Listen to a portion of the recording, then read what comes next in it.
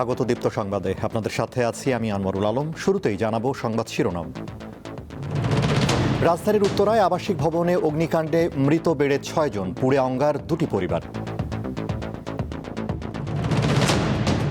জামায়াত সঙ্গ ছাড়ল ইসলামী আন্দোলন, এককভাবে ভোট করার ঘোষণা, 268 আসনে প্রার্থী।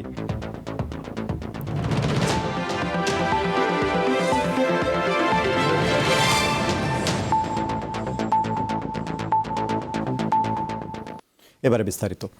রাজধানীর উত্তরায় 6 তলা একটি আবাসিক ভবনে অগ্নিকাণ্ডে নিহতের সংখ্যা বেড়ে 6 জনে দাঁড়িয়েছে। শুক্রবার সকাল 7:50 দিকে আগুন লাগে বলে জানিয়েছে ফায়ার সার্ভিস। নিহতরা 2টি পরিবারের সদস্য। তাদের মধ্যে রয়েছে কাজী ফজলে রাব্বি রিজভী, তার স্ত্রী আফরোজা আক্তার সুবর্ণা এবং তাদের ছেলে কাজী ফাইয়াজ রিশান। অন্য পরিবারের সদস্যরা হলেন হারিস উদ্দিন, তার ছেলে রাহাব এবং হারিসের ভাতিজি রোদেলা আক্তার। ফায়ার সার্ভিস জানায় উত্তরার 11 নম্বর সেক্টরের 18 নম্বর সড়কের বাড়িটিতে আগুন লাগার ঘটনা ঘটে। পরে খবর পেয়ে ফায়ার সার্ভিস পৌঁছে সকাল 10টার দিকে আগুন পুরোপুরি নিয়ন্ত্রণে আনে।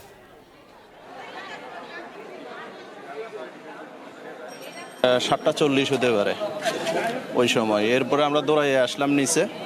আমরা আমাদের সামর্থ্য অনুযায়ী চেষ্টা করছি পানি দেওয়ার জন্য, কিন্তু আমাদের পানিতে তো আর আগুন নিবানোর মতো সক্ষমতা ছিল না, কিন্তু ফায়ার সার্ভিস অনেক আর্লি আসছে। আগুনটা মেবি নিচতলা থেকে সূত্রপাত হয়েছে। তো ওই সময় দেখলাম যে কিছু লোকাল ভাবে অনেকেই অটো বা বিভিন্নভাবে ওনাদেরকে উদ্ধার করে হসপিটালে নিয়ে গেছে।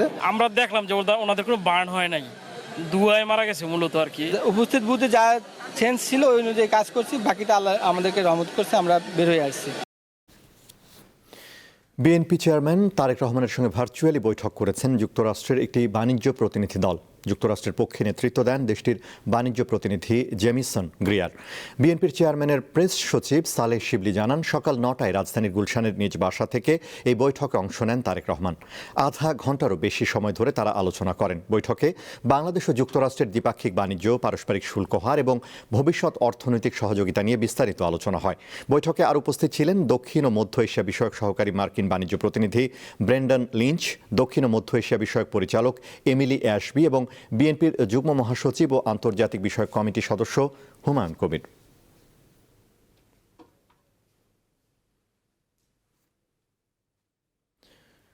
খুনিদের জায়গা জেলখানায় সমঝোতার কোনো আলোচনা হচ্ছে না বলে জানিয়েছেন প্রধান উপদেষ্টার প্রেস সচিব শফিকুল আলম। সকালে ব্রাহ্মণবাড়িয়া সাংবাদিকদের সাথে আলাপকালে তিনি কথা বলেন। এছাড়া গণভোটে মানুষ হাঁ ভোট দিয়ে স্বৈরাচারকে রেড কার্ড দেখাবে বলেও মন্তব্য করেন তিনি।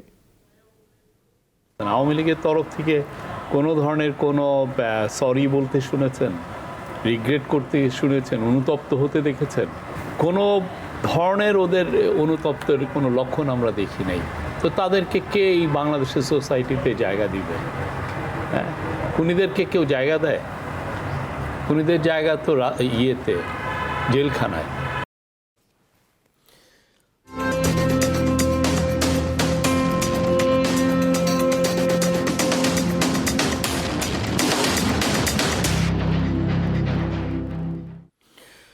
অবশেষে ভাঙল 11 দলীয় জোট। জামায়াত ইসলামীর সঙ্গ ছাড়ল ইসলামী আন্দোলন বাংলাদেশ। বিকেলে সংবাদ সম্মেলন করে আসন্ন সংসদ নির্বাচনে এককভাবে প্রতিদ্বন্দ্বিতা করার ঘোষণা দিয়েছে দলটি।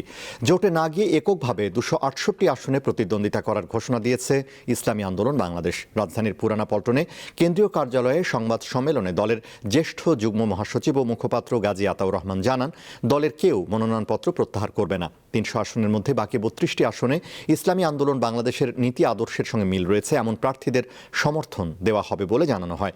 এর আগে বৃহস্পতিবার ইসলামী আন্দোলন ছাড়া বাকি 10 দলের আসন ভাগাভাগি করে জামায়াতে ইসলামীর নেতৃত্বাধীন জোটের শরিকরা।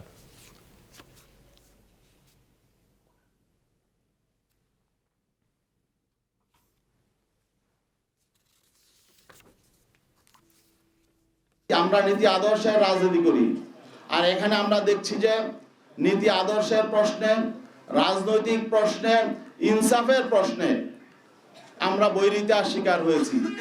সেজন্য আমরা আজকে আপনাদের সামনে ঘোষণা দিতে বাধ্য হচ্ছি যে ইসলামী আন্দোলন বাংলাদেশ আসন্ন ত্রয়োদশ জাতীয় সংসদ নির্বাচনে যে 270টি আসনে মনোনয়নপত্র সাবমিট করেছে, এর মধ্যে আপিলে 2 জন বাতিল হয়েছে।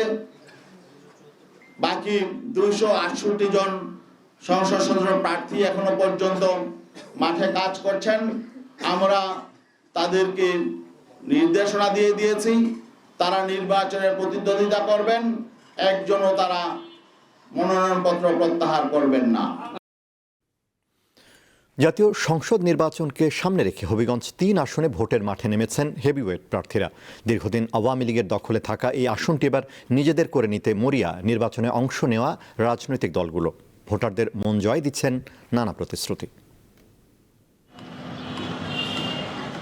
হবিগঞ্জ সদর, লাখাই ও শায়েস্তাগঞ্জ এই 3 উপজেলা নিয়ে গঠিত আসনটি একসময় জাতীয় পার্টির ঘাঁটি হিসেবে পরিচিত ছিল। 2008 সালের পর থেকেই এই আসনটি দখলে নেয় আওয়ামী লীগ। তবে সরকার পতনের পর ভোটের মেরুকরণও পাল্টেছে। নতুন ও তরুণ ভোটারদের মতে যানজট, নদী দখল, জলাবদ্ধতা ও বেকারত্ব সহ স্থানীয় সমস্যাগুলোর সমাধানই এখন সবচেয়ে জরুরি।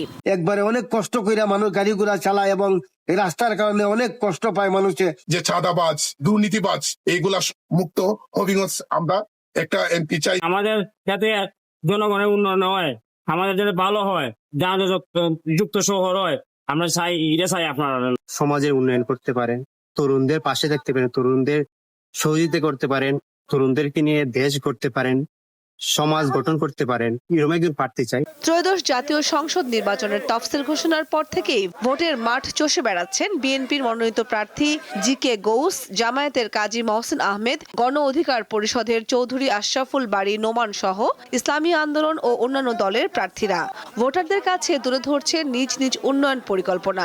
একাদশ জাতীয় সংসদ নির্বাচনে দলের প্রার্থী হিসাবে এই হবিগঞ্জ সদর আসনে পার্লামেন্ট ইলেকশন করেছি। এবার যদি ত্রয়োদশ জাতীয় সংসদ নির্বাচনে ভোটাররা ভোট কেন্দ্রে যেতে পারেন, আমাকে বেছে নেবেন, এটা আমি প্রত্যাশা করি। আমাদের ভুলগুলা, প্রবীণদের ভুলগুলা সংশোধন করে তরুণরা যাতে আগামীর দিকে এগিয়ে যায় এবং তরুণ নেতৃত্ব ধরেই আগাতে হবে। এইটি তরুণদের প্রতি আমার স্বনির্বদ্ধ উপদেশ, অনুরোধ, যাই বলেন না কেন, যে তরুণরাই পারে একটা কিছু করতে। দুর্নীতিমুক্ত দেশ করার চেষ্টা করব। আমরা নিজেরা চাঁদাবাজি করব না, কোন চাঁদাবাজকে আমরা প্রশ্রয় দেব।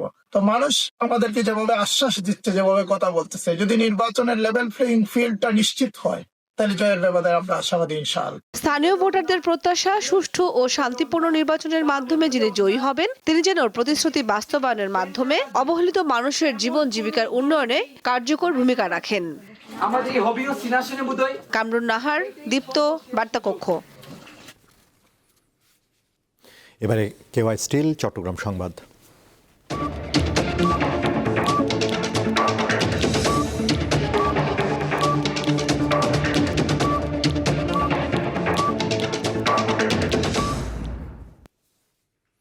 সরকারের সার্বিক দায়িত্ব হচ্ছে ভোটের পক্ষে জনগণকে উৎসাহিত করা, কোনো নির্দিষ্ট ভোট বা মতের পক্ষে অবস্থান নেওয়া নয়, এমন মন্তব্য করেছেন বিএনপির স্থায়ী কমিটির সদস্য আমির খসরু মাহমুদ চৌধুরী। চট্টগ্রামে উপমহাদেশের প্রখ্যাত সুফি মাইজ ভান্ডারিয়ার প্রবর্তক গাউসুল আজম সৈয়দ আহমদ উল্লাহ মাইজ ভান্ডারির ঐতিহাসিক 200তম জন্মবার্ষিকী ও 120তম উরস শরীফ উপলক্ষে আয়োজিত অনুষ্ঠানে তিনি এসব কথা বলেন। বিএনপির এ নেতা আরও বলেন, একটি গণতান্ত্রিক সমাজে জনগণের মত ও অধিকারকে সম্মান জানানোই রাষ্ট্রের মূল দায়িত্ব। রাষ্ট্রীয় উদ্যোগগুলো যেন কোনো নির্দিষ্ট মত চাপিয়ে না দেয় সেদিকে সবার সচেতন থাকা প্রয়োজন।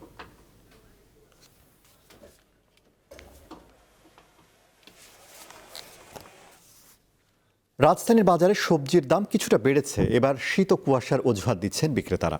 এছাড়া চাল, চিনি ও আলুর দামও ঊর্ধ্বমুখী। পরিস্থিতি নিয়ন্ত্রণে বাজার তদারকির দাবি ক্রেতাদের। রাজধানীর কারণ বাজারের চিত্র স্বাভাবিক রয়েছে সব ধরনের সবজির সরবরাহ, তা সত্ত্বেও দাম বেশি নেওয়া হচ্ছে। শুক্রবার বাজার ঘুরে দেখা যায় আলু, বেগুন, লাউ, শিম, ফুলকপি সহ সবজির সরবরাহ পর্যাপ্ত, কিন্তু দাম চড়া। এতে ক্ষোভের যেন শেষ নেই ক্রেতাদের, আর বিক্রেতাদের অজুহাত বাড়তি দামে কেনার। ফুলকপি, পাতাকপি, এই আপনার বেগুন, যেই দাম, বেগুন কেজি 60 টাকা, তাই মানুষ কিভাবে কিনবে? তরকারি তো আবার তো শীতের দিকে হয়, উৎপন্ন হয় বেশি, সেই তুলনায় অন্যান্য শীতের তুলনায় এবার একটু মনে হচ্ছে বেশি আর কি। দাম একটু বাড়তি, 40 টাকা 30 টাকা কেজি, এবং গাজর দাম 40 টাকা কেজি, সিম হইলো 40-50 টাকা কেজি, তারপর বেগুন হলো 60 টাকা কেজি, এই শশার দাম বাড়ছে। দাম বেড়েছে প্রায় সব ধরনের চালের। আমদানি না হওয়ায় দাম বৃদ্ধির কথা জানান বিক্রেতারা। চিনি সহ বেশ কিছু নিত্যপণ্যের দামও বেড়েছে। যদি এলসি চালু করে দেয়, এলসি থাকে, তাহলে দাম বাড়বে না, বরঞ্চ কমবে। এটা একটা বড় সিন্ডিকেট, এটা আসলে ভাঙার মতন আমি এখন পর্যন্ত দীর্ঘদিন ব্যবসার সাথে জড়িত দেখিনি যে এটা ভাঙবে। এই ধরনের লোক আমরা আজ পর্যন্ত দেখিনি। দাম আসলে একটা দুইটার কমলে 3-4টা দাম বেড়া দেয়। যে মসুরটা ছোটটা ছিল 160, এখন 70-75 টাকা। তারপরে আপনার তেল তো আবার 8 টাকা বাড়ানি পড়ান সর্বত্র ঠিক 195 টাকা লিটার। আদা রসুন আগের দামে বিক্রি হচ্ছে, কিছুটা কমেছে পেঁয়াজের দাম। দাম মানে আগের মতো আছে, শুধু পেঁয়াজের দাম তাও কমছে। পেঁয়াজ গত সপ্তাহে আসলো 60 টাকা, এই সপ্তাহে আছে 45-50 টাকা। মাছের সরবরাহ ভালো থাকলেও দাম নিয়ে রয়েছে মিশ্র প্রতিক্রিয়া। গত সপ্তাহ থেকে এই সপ্তাহে মাছের দাম কিন্তু সব মাছের দাম 100 টাকা এরকম। দেশি কই মাছ ছিল আগে 2200 টাকা কেজি, আজকে 1500 টাকা কেজি।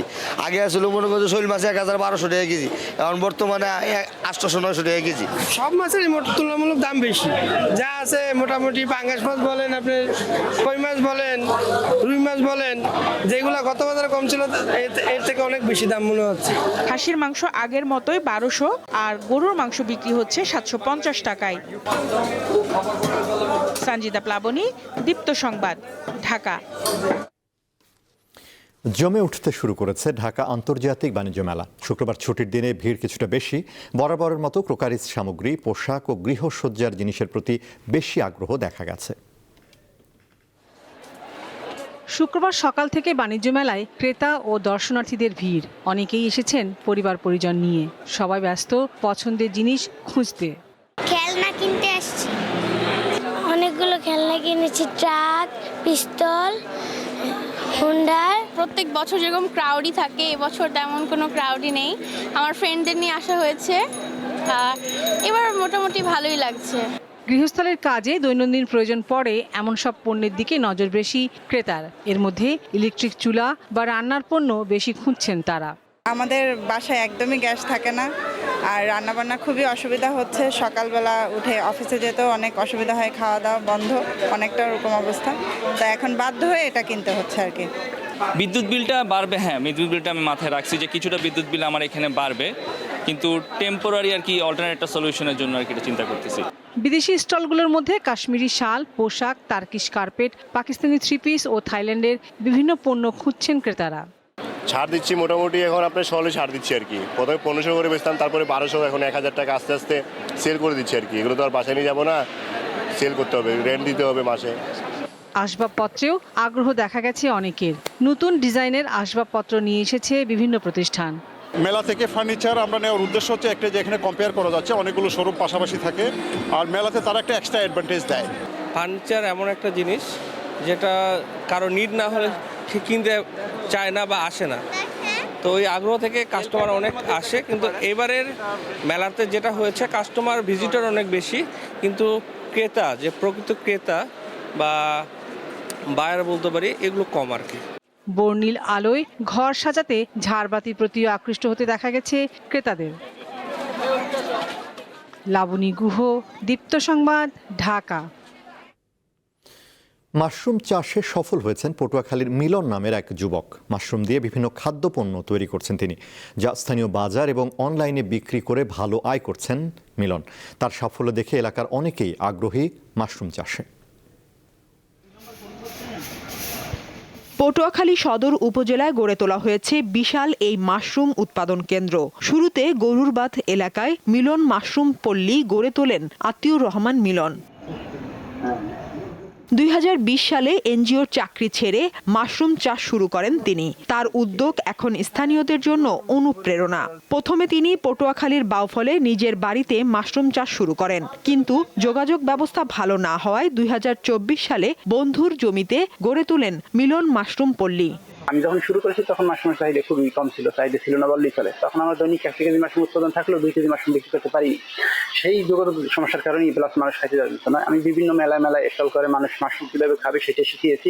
এখন আমার পটুয়াখালী শহরে দৈনিক 50 কেজি মাশরুমের চাহিদা আছে। বর্তমানে তার খামারে রয়েছে শত শত মাশরুমের ব্যাগ। আধুনিক পদ্ধতি ও সঠিক পরিচর্যায় প্রতিদিন উৎপাদন হয় প্রায় 30 কেজি মাশরুম। মিলন মাশরুম দিয়ে তৈরি করেছেন আচার, চাটনি সহ অন্তত 15টি খাদ্যপণ্য। এছাড়া স্থানীয়দের বিনামূল্যে মাশরুম চাষের প্রশিক্ষণও দিচ্ছেন তিনি। ফ্রেশ মাশরুমরা থেকে 90,000 টাকার মাশরুম আসে প্রতি মাসে, এবং আমি এখান থেকে বিভিন্ন প্রোডাক্ট করি, আচার, চাটনি, jelly, mushroom fry, mushroom tasty spices, মাশরুমের দাঁতের মাজন সহ অনেকগুলো প্রোডাক্ট, মাশরুম চিংড়ি, বালাচাও এবং আরও বেশ কিছু প্রোডাক্ট করতে যাচ্ছি। তো সবকিছু মিলে মাসে 2 লক্ষ টাকা সেল হয়। মিলনের সাফল্য দেখে এবং তার কাছ থেকে প্রশিক্ষণ নিয়ে অনেকেই মাশরুম চাষে আগ্রহী হচ্ছেন। মাশরুম দিয়ে সে জেলি, চাটনি, দাঁতের মাজন এবং স্যুপ তৈরি করে মানুষের খাইতেছে, এবং এটা ঔষধি গুণগুণ। তো বাচ্চা থেকে এবং কি গর্ভবতী মায়েরাও খাইতে পারে। মাশরুম চাষ আগে কখনো দেখিনি এবং দেখতে আসা যে কিভাবে মাশরুম চাষ হয়। এই মাশরুম চাষ করার পরে এগুলো আমি দেশ বিদেশে রপ্তানি করব। 2026 সালের মধ্যে 200 মাশরুম চাষি গড়ে তুলতে চান মিলন। জেলায় মাশরুম চাষ ছড়িয়ে দিতে আরও কার্যকর পদক্ষেপ নেবে সরকার, এমন প্রত্যাশা সংশ্লিষ্টদের। সাদিয়া চৌধুরী, দীপ্ত, বার্তা কক্ষ। আন্তর্জাতিক। ইরানে সরকার বিরোধী আন্দোলনে অংশ নেয়া অন্তত 800 বিক্ষোভকারীর মৃত্যুদণ্ড কার্যকর স্থগিত করেছে দেশটির সরকার। হোয়াইট হাউসে মার্কিন প্রেসিডেন্টের প্রেস সেক্রেটারি ক্যারোলিন লিভিট শুক্রবার এই তথ্য নিশ্চিত করেন। সংবাদ সম্মেলনে তিনি জানান, প্রেসিডেন্ট ডোনাল্ড ট্রাম্প এবং মধ্যপ্রাচ্যের মিত্র দেশগুলোর চাপের মুখে ইরান পিছু হটতে বাধ্য হয়েছে। এদিকে ইরানে বিক্ষোভ দমনের নেপথ্যে থাকার অভিযোগে দেশটির 5 কর্মকর্তা এবং একটি কারাগারের উপর নিষেধাজ্ঞা আরোপ করেছে যুক্তরাষ্ট্র।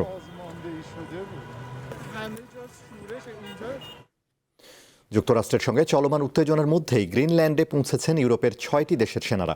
একটি যৌথ মহড়ায় অংশ নিতে স্থানীয় সময় বৃহস্পতিবার গ্রিনল্যান্ডের রাজধানীতে পৌঁছান তারা। এর মধ্যে যুক্তরাজ্য, জার্মানি, সুইডেন, নরওয়ে, ফিনল্যান্ড ও নেদারল্যান্ডসের সেনা রয়েছেন। দ্বীপটির নিরাপত্তা নিয়ে যুক্তরাষ্ট্রের প্রেসিডেন্ট ডোনাল্ড ট্রাম্পকে আশ্বস্ত করতে ডেনমার্কও তার মিত্ররা এ পদক্ষেপ নিয়েছে। এর আগে বুধবার যুক্তরাষ্ট্র, ডেনমার্ক ও গ্রিনল্যান্ডের কর্মকর্তারা অঞ্চলটির ইস্যুতে আলোচনা করেন, তবে বৈঠকের সমস্যা সমাধানে কোনো অগ্রগতি হয়নি। ক্ষমতায় বসার পর থেকেই কৌশলগতভাবে গুরুত্বপূর্ণ ও খনিজ সম্পদে সমৃদ্ধ গ্রিনল্যান্ড দ্বীপ কিনে ফেলা বা দখলের ইচ্ছা প্রকাশ করে আসছেন ট্রাম্প। গ্রিনল্যান্ড ও ডেনমার্ক বারবার বলে আসছে দ্বীপটি বিক্রির জন্য নয়।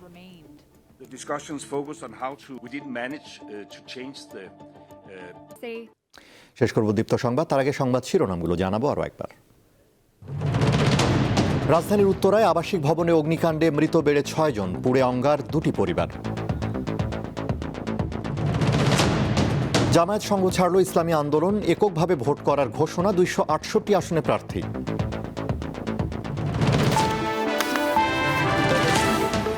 এ ছিল এখনকার মতো। আমাদের পরবর্তী দীপ্ত সংবাদ সন্ধ্যা 6:40 দেখার আমন্ত্রণ। এছাড়া আরও তথ্য বিনোদনের খবর পেতে যুক্ত থাকুন দীপ্তর ডিজিটাল প্ল্যাটফর্মগুলোতে। ধন্যবাদ।